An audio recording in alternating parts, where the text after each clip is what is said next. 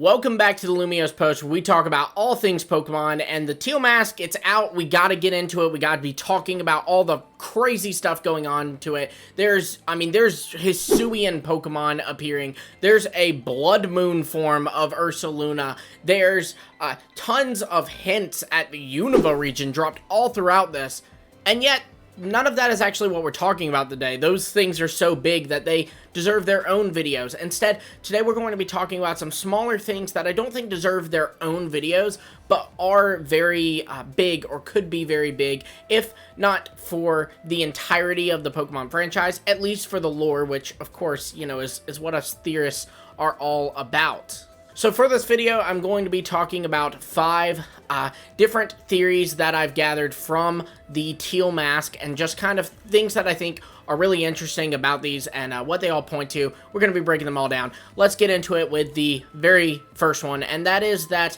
there's actually a lot of evidence to a previous theory I had once proposed. So first, let's talk about where this is coming from. When Okidogi, Pheasantipiti, and Munkidori, spoilers by the way, if you haven't gotten through the Teal Mask, go ahead and click off this video and come back to it later. You can click watch later. Okay, you should be gone. When the Loyal 3 are resurrected, they then fly off past, like, Kitakami Hall. When you go to Kitakami Hall, everybody says, oh, well, they munched down on the mochi that we had, which we pack full of herbs, so it helps them grow nice and strong. And sure enough, when you counter these Pokemon, they are a lot larger, and they also happen to get stat buffs and have the health bar like a Titan Pokemon. This is important because, if you remember, Titan Pokemon are created through their diet of Herba Mystica, and it seems that these Pokemon are the same way. They ate these mochi, and that allowed them to basically become Titan Pokemon. And the interesting thing about that is that that would suggest that in this mochi is Herba Mystica, which we do know, of course, is safe for human consumption, because we see, you know, your player can put it on sandwiches and eat it. So, I mean, it's fine for humans, but it's interesting that it makes Pokemon, you know, have this weird reaction. And furthermore, it's interesting that that means Herba Mystica is found in Kitakami. This is further backed up by the fact that you can do 6-star raids in Kitakami and find Herba Mystica as a reward, implying that there is Herba Mystica in the land of Kitakami. Well, I had previously, a long time ago, proposed a theory that perhaps Herba Mystica is formed in the soil because the soil contains Terra Crystals in it. I even proposed that some Pokemon like Dunsparce, they even achieved their evolution because of Herba Mystica being in their environment. In Dunsparce's case, it's literally burrowing through soil that is packed full of these Terra Crystals and Herba Mystica, and that's why Dunsparce's evolution really just looks like a bigger Dunsparce. But this would seemingly be further backed up by this, because this is another region we have with crystals in play. You know, we see Terra Raid dens, and we see that there is a bunch of crystals at the crystal pool in Kitakami, and Herba Mystica is also found there. So once again, I think that Herba Mystica is able to grow because of these Terra Crystals being in the soil and that changing up the environment. That would explain why we haven't seen this kind of crystal, or this kind of plant rather, in past generations, and why it's only present in Gen 9, and specifically in the Paldea region and the Kitakami region, 2 regions we know Terrasol exists in. Now, the next theory is Kitakami's location. There was a lot of debate leading up to the Teal Mask about where Kitakami would be. Many people thought that they would actually put it in the northeast of the Paldea region, where you have a little grayed out space in the map.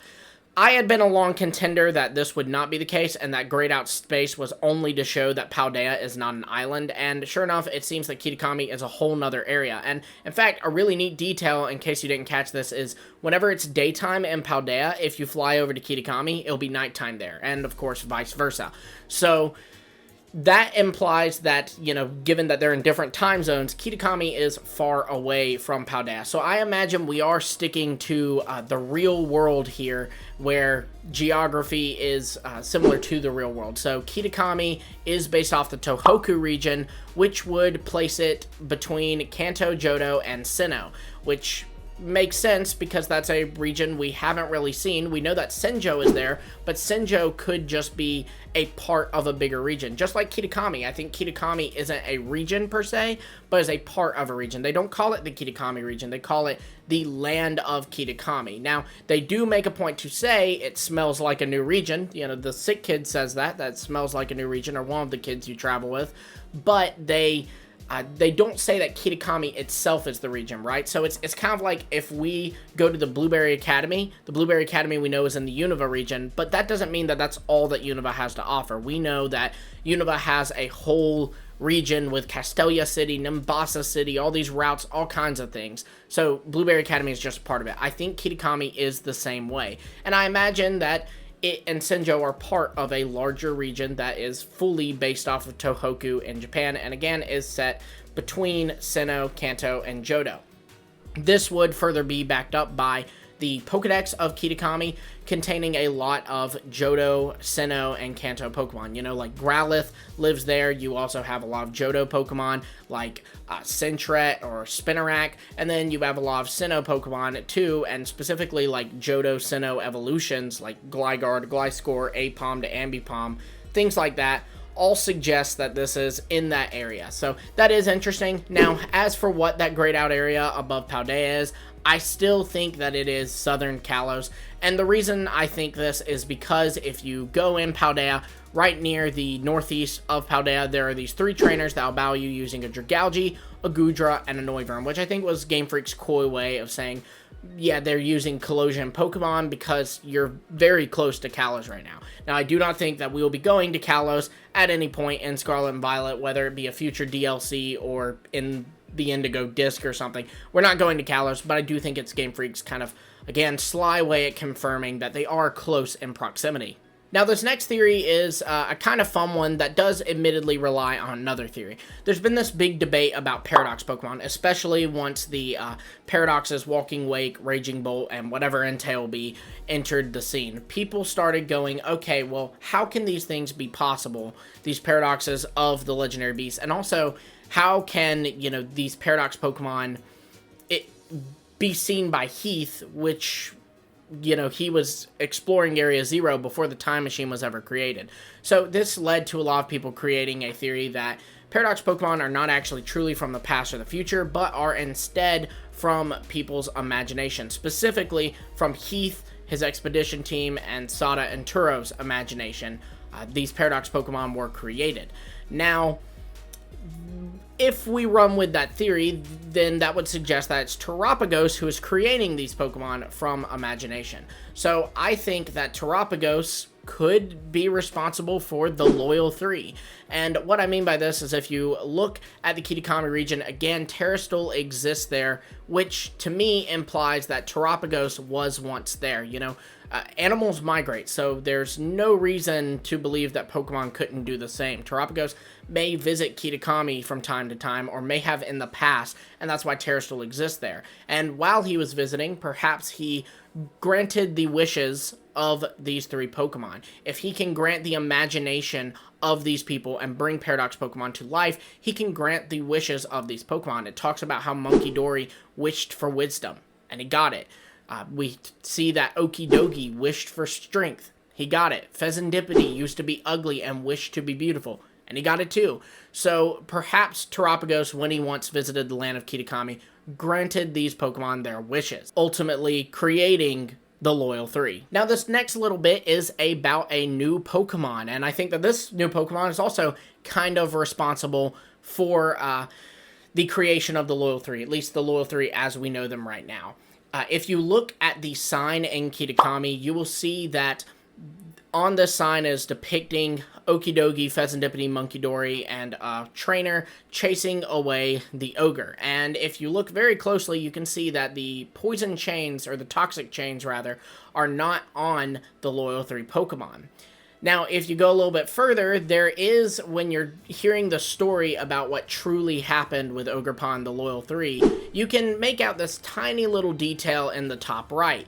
And, well, data suggests that this is actually a brand new Pokemon because we even have a picture of it in the data. You can also see this little guy over at Peachy's, which is the store in Mossweed Town. There's a little plush of him, or whatever, sitting there. So, what I think happened is that these Pokemon were granted their wishes by Tarapagos, and then what corrupted them was this Pokemon. Perhaps this Pokemon manipulated them, and he's supposed to be indicative of the trainer on there. And he granted them even more power by giving them the Toxic Chain, which potentially made them a little evil. You know, it made them toxic. So that's what I think happened here. So they became these Pokemon through Tarapagos, but this new Pokemon that I would assume we would see in Indigo Disc granted them the Toxic Chain and thus maybe manipulated them a little bit. Kids, it's not very often they go the whole route of saying a Pokemon's just downright evil, or 3 Pokemon are just downright evil. So I kind of think that maybe Pheasantipity, Okidogi, and Munkidori are being manipulated by this chain. And, you know, we also kind of see a similar thing go on with Kieran, right? You know, he's a sweet kid, and by the end of it, you know, he kind of seems like he's going to murder you. So maybe Kieran is now feeling the effects of this Pokemon, and that'll be a whole plot in the Indigo Disc. Just my thoughts. Now, for this last theory, I gotta admit, this is crazy. This is probably, if any of these theories are going to be right, except one of them. If one of them is wrong, it is this one right here, but I did want to air this out. I was at the Pokemon Center, selling items, you know, getting TMs, doing all the stuff I need to for competitive, and I noticed all the different ads that are on the Pokemon Center, and one of them was an ad for an airline, and on it, you could see not only this airplane, but a little yellow Dragonite. And it reminded me that when we fly to Kitakami, you get a little animation of an airplane flying, and you see a Dragonite fly up, and then, like, kind of keep going. Well, interestingly enough, there are 3 other flying Pokemon on this sign. One of them is Rayquaza. I can't really make out the other one, but I'm sure that you in the comments can, because you're all smarter than me. But I wonder if maybe when we go to the Blueberry Academy, which we know is in Unova region, so we'll take a plane again, if we will get an animation of another one of these Pokemon. And then maybe we will even get more DLC that will show the other 2 of these Pokemon. So another part that shows the other Pokemon, and then a final part that shows Rayquaza. I know that is absolutely wild, but Game Freak does hint at things in their Pokemon games. You cannot deny that. So there is a chance that maybe this is a hint towards Game Freak doing 3 more areas after the area that you get the Dragonite animation with. One with Rayquaza, one with whatever's in the bottom left, and one with whatever's in the bottom right. The Rayquaza thing is also interesting because currently the anime Pokemon Horizons is doing a whole plot that ties in with this this shiny Rayquaza, so maybe somehow that is tied into it. I don't think we're going to the Hoenn region, but maybe we are going to some special area that Rayquaza will be in Part 3 or Part 4 of Scarlet and Violet DLC. This would also, a lot of people have talked about how they wish Game Freak would have more time to work on their games, and the fact of the matter is, if Game Freak is next year putting out a DLC for Pokemon Scarlet and Violet, or even a 2-part DLC for Pokemon Scarlet and Violet, that is a lot less work than them working on a brand new game like they did with Legends Arceus. So it would give them more time to work on the next game, the Gen 10 game. So, I don't know. I know that's crazy, but I just saw that ad. I recognize that Dragonite. We do also see that Briar talks about how her goal is to allow Terrastal to exist in other regions. So, maybe we get Blueberry Academy and in the Indigo Disc, and we see Briar trying to, go full force with this plan. Then we get a Part 3 where we go to Unova, and maybe not all of Unova, but a part of Unova. And here we kind of deal with the fallout of Briar's plan working. And then we get a Part 4 that maybe it's the rest of Unova, maybe it's something else tying to Rayquaza and kind of tying this all together and making Horizons focusing on Rayquaza make sense. I don't know. Again, it is a wild, absurd theory, and that is why we're not doing its own video on it, but I did want to just throw that out there. So be sure to let me know what you think of these theories, especially that last one. Be sure to also like, subscribe, and hit the bell for notifications so you don't miss all our future videos. And until next time, I will see all of you later.